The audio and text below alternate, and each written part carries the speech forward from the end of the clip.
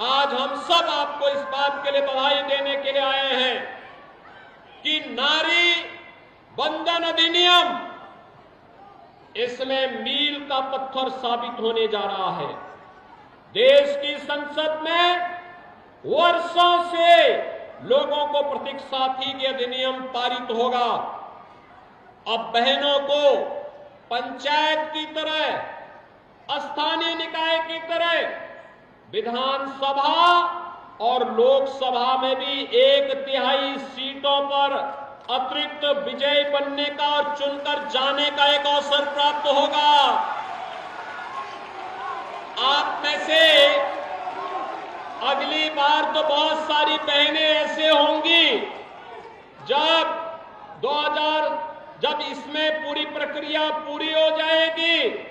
प्रक्रिया पूरी होने और परिसीमन होने के बाद बहुत सारी बहनें ऐसे होंगी जो विधानसभा में विधायक के रूप में और संसद में सांसद के रूप में चुन करके जाएंगी।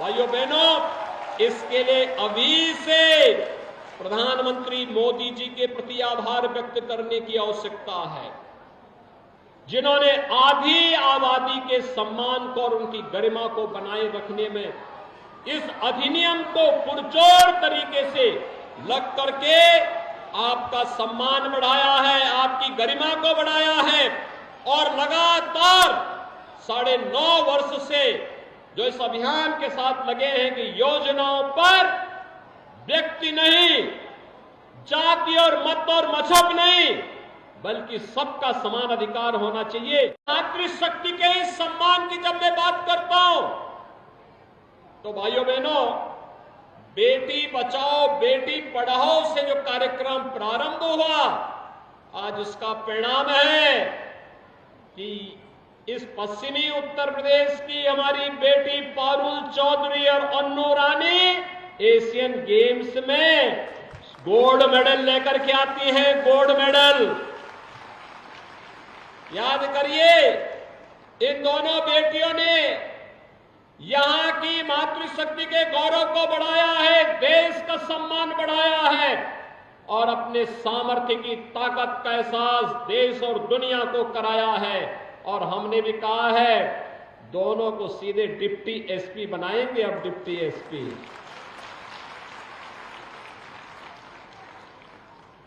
सरकार की घोषणा है, बहुत जल्दी समारोह आयोजित करके गोल्ड मेडल जीतने वालों को 3 करोड़, सिल्वर मेडल जीतने वाले को 1.5 करोड़ और कांस्य पदक जीतने वाले उत्तर प्रदेश के खिलाड़ियों को 75 लाख रुपए की सहायता का सम्मान समारोह भी हम लखनऊ में करने जा रहे हैं और साथ साथ सरकारी नौकरी भी। भाइयों बहनों, आप मुझे बताइए, अगर प्रधानमंत्री जी इन बेटियों को बचाने की मुहिम और उनको पढ़ाने की मुहिम फिर खेलो इंडिया खेलो के कार्यक्रम को आगे नहीं बढ़ाते, फिर फिट इंडिया कार्यक्रम के मूवमेंट को आगे नहीं बढ़ाते, क्या इन बेटियों को इतना सम्मान मिल पाता? क्या वे आगे बढ़ पाते? और केवल यहीं पे नहीं, याद करिए, पहले माताएं घर में चूल्हा फूंकते फूंकते आंखों को खो देती थी। 45 साल 50 साल की उम्र होते होते ऐसे लगता था जैसे बुढ़ापा आ गया है। लेकिन अब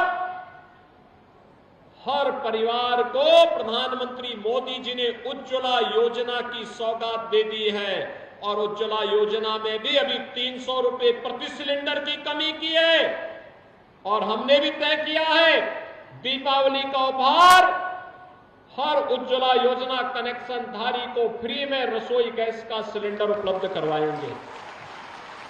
वर्तमान में हमने मिशन शक्ति के 4थे संस्करण के कार्यक्रम को आगे बढ़ाया है।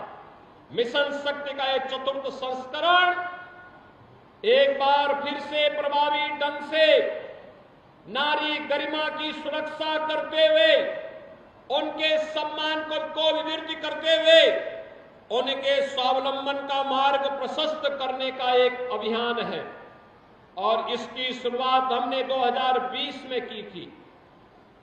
इस अभियान के क्रम को आगे बढ़ाते हुए यह कार्यक्रम लगातार केंद्र और राज्य सरकार की डबल इंजन की सरकार महिलाओं के कल्याण के लिए, उनकी सुरक्षा और उनके स्वावलंबन के लिए कौन से कार्यक्रम कर रही है, इन कार्यक्रमों को प्रभावी ढंग से आगे बढ़ाने का, जन जागरण का और उनको प्रभावी ढंग से लागू करने का एक अभियान है। इस क्रम में लगातार एक और केंद्र और राज्य सरकार की योजनाओं की जानकारी हर एक स्तर पर, गांव पंचायत में, नगर में, वार्ड स्तर पर, स्कूल कॉलेज में उपलब्ध करवाई जा रही है। वहीं सुरक्षा में सेंध लगाने वाले तत्वों पर भी कार्रवाई के लिए प्रभावी एक्शन भी लिए जा रहे हैं। आप सब जानते हैं अपराध और अपराधियों के प्रति हमारी सरकार की जीरो टॉलरेंस की नीति। सुरक्षा में जो सेंध लगाएगा उस व्यक्ति को फिर कहीं भी जाएगा पाताल से भी ढूंढ निकालेंगे उसको, और पाताल से ढूंढ निकालने की कार्रवाई लगातार चल रही है। लगातार उस अभियान को हम आगे बढ़ाए हुए हैं, क्योंकि हमें मानना है आधी आबादी सुरक्षित तो सब कुछ सुरक्षित, सब कुछ अपने आप सुरक्षित हो जाता है।